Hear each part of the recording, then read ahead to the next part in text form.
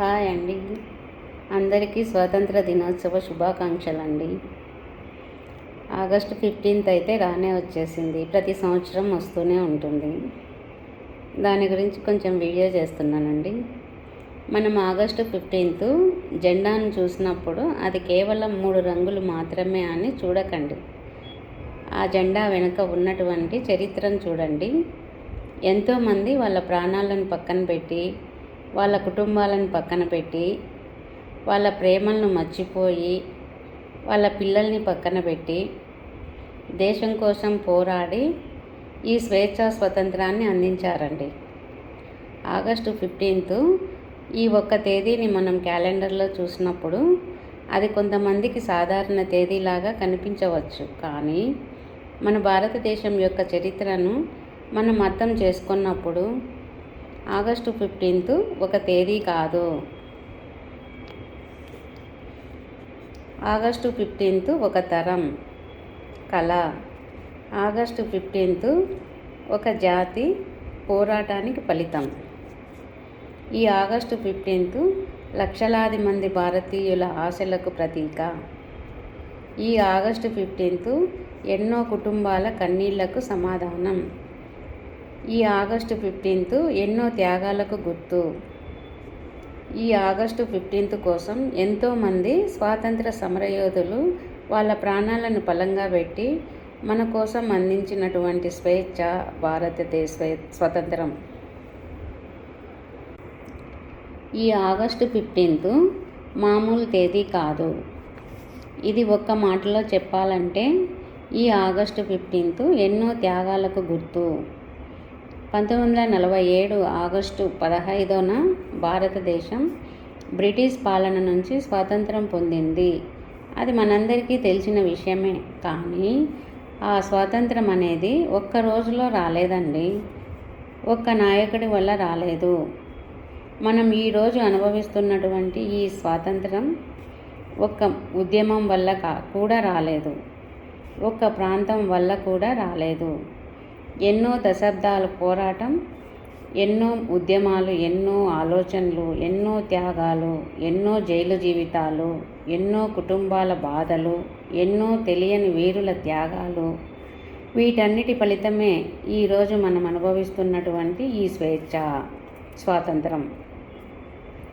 ఈరోజు మనము కేవలం స్వాతంత్ర దినోత్సవాన్ని జరుపుకోవడం మాత్రమే కాదు, మన స్వతంత్రం వెనుక ఉన్నటువంటి చరిత్రను గుర్తు చేసుకోవాల్సిన అవసరం ఖచ్చితంగా ఉందండి. ఆ చరిత్ర మనం తెలుసుకోవాలి. ఆ చరిత్రను మనం మన పిల్లలకి చెప్పాలి. ఈ చరిత్రను ప్రతి ఒక్క ఉపాధ్యాయుడు విద్యార్థులకు చెప్పాలి. మన యువతకు మనమే చెప్పాలి.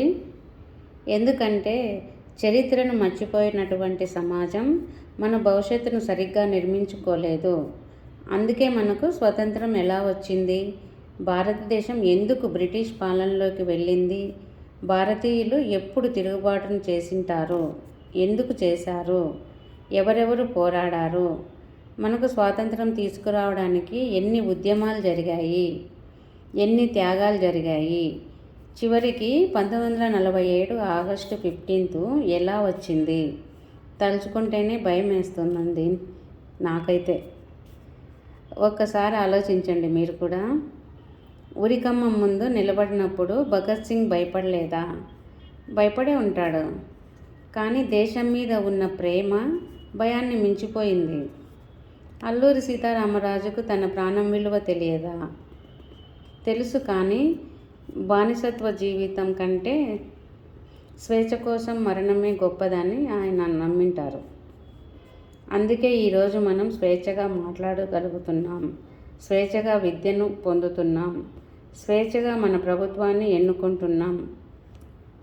ఇది ఎవరో ఇచ్చిన బహుమతి కాదు, అనేక మంది చేసిన త్యాగాల ఫలితమే. 1947 ఆగస్టు 15 ఈరోజు కేవలం జెండా ఎగిరిన రోజు మాత్రమే కాదు, ఒక జాతి నిలిచిన చారిత్రకమైనటువంటి ఘట్టం. ఆ రోజు నుండి మన భవిష్యత్తును మనమే నిర్ణయించుకోవడం ప్రారంభించాం.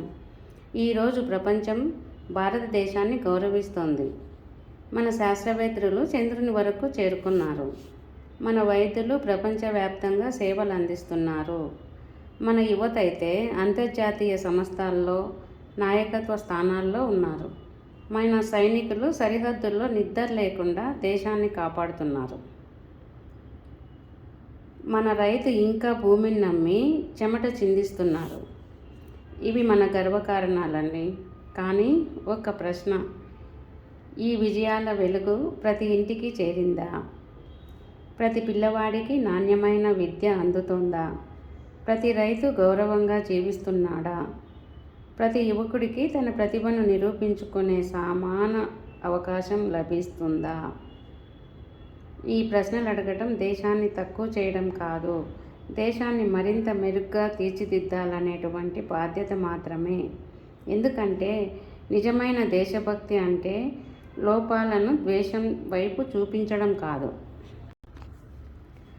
వాటిని సరిచేయాలనే నిర్మాణాత్మక సంకల్పం. ఈరోజు మనం తరచుగా అంటాం దేశం మారాలి అని. దేశం అంటే ఎవరు? ప్రభుత్వమా? నాయకుల? కాదు. దేశం అంటే నేను, నువ్వు, మనం, మన కుటుంబం, మన సమాజం. మనందరం నేను మారకుండా దేశం మారాలి అని ఆశించడం విత్తనం వేయకుండా పంట కోరుకున్నట్లయితుంది. దేశభక్తి అంటే సంవత్సరానికి ఒకసారి జెండా ఎగరవేయడం మాత్రమే కాదు, ప్రతిరోజు నిజాయితీగా జీవించడం, ప్రతిరోజు ఒక పనిని అంకిత భావంతో చేయడం, ప్రతిరోజు చట్టాన్ని గౌరవించడం, ప్రతిరోజు మన చుట్టూ ఉన్న వాళ్ళని గౌరవించడం, రోడ్డుపై చెత్త వేయనీయకుండా ఉండే వ్యక్తి కూడా దేశభక్తుడే, పన్నులు నిజాయితీగా చెల్లించే వ్యక్తి కూడా దేశభక్తుడే, ఒక పేద పిల్లవాడికి పుస్తకం అందించే వ్యక్తి కూడా దేశభక్తుడే, ఒక చెట్టు నాటే వ్యక్తి కూడా దేశభక్తుడే. ఎందుకంటే దేశం పెద్ద పెద్ద ప్రసంగాలతో కాదు, చిన్న చిన్న పనులతో నిర్మించబడుతుంది. ఇలా చెప్పుకుంటూ పోతే ఎంతో చెప్పాలి. గుర్తుంచుకోండి, చరిత్రను రాసింది కొంతమంది మహానుభావులు మాత్రమే కాదు, వారి వెనుక నిలబడిన కోట్లాది సాధారణ భారతీయులు కూడా. ఈరోజు మనకు మరో భగత్ సింగ్ అవసరం లేదు, మరో గాంధీ అవసరం లేదు, మరో అంబేద్కర్ అవసరం లేదు. ఈరోజు ఒక మంచి భారతీయుడు కావాలి. ఒక మంచి భారతీయుడు మీరు కావచ్చు, నేను కావచ్చు, మన పిల్లలు కావచ్చు. మనందరం కలిసి మన త్యాగాలు, నిజాయితీ, క్రమశిక్షణ, మానవత్వం ఇవన్నీ ఉంటే ఈ దేశాన్ని మరింత గొప్పదిగా తీర్చిదిద్దవచ్చు. ఒకరోజు మన పిల్లలు మనల్ని చూసి ఇలా చెప్పాలి, మా తల్లిదండ్రులు మాకు ఆస్తి మాత్రమే ఇవ్వలేదు, విలువలను కూడా అందించారు అని. దేశాన్ని ప్రేమించడం నేర్పించారు, నిజాయితీగా జీవించడం నేర్పించారు అని. అదే నిజమైనటువంటి విజయం, అదే నిజమైనటువంటి దేశభక్తి, అదే స్వాతంత్ర్యానికి మనం ఇచ్చే నిజమైనటువంటి గొప్ప గౌరవం. చివరిగా చెప్తున్నానండి, మీ గుండెపై చేయి ఉంచి నిశ్శబ్దంగా ఒక మాట చెప్పుకోండి, నేను పరిపూర్ణుడిని కాకపోవచ్చు కానీ నా దేశానికి భారంగా జీవించను అని. నా వంతు మంచి చేయడానికి ప్రయత్నిస్తాను, నా దేశాన్ని మాటల్లో కాదు నా జీవితాన్ని ప్రేమిస్తాను అని. ఇలా ఎన్నో చెప్పుకోవచ్చండి, ఎన్ని చెప్పుకున్నా తక్కువేనండి. ఆగస్టు 15 గురించి మనం ఇలా ఉన్నాము అంటే ఎంతమంది ప్రాణాలు, త్యాగాలు ఎన్ని చెప్పుకున్నా, ఎన్ని పేజీలు రాసి చెప్పినా తక్కువేనండి వాళ్ళు చేసిన త్యాగంతో పోల్చుకుంటే. ఎందుకంటే సంవత్సరానికి ఒకరోజు ఆగస్టు 15 వచ్చింది, ఆ రోజు మనం వాళ్ళని గుర్తు పెట్టుకోవాలి, కొన్ని మాటలు మాట్లాడుకోవాలి అనే ఉద్దేశంతో ఈ వీడియో చేస్తున్నానండి. బాయ్.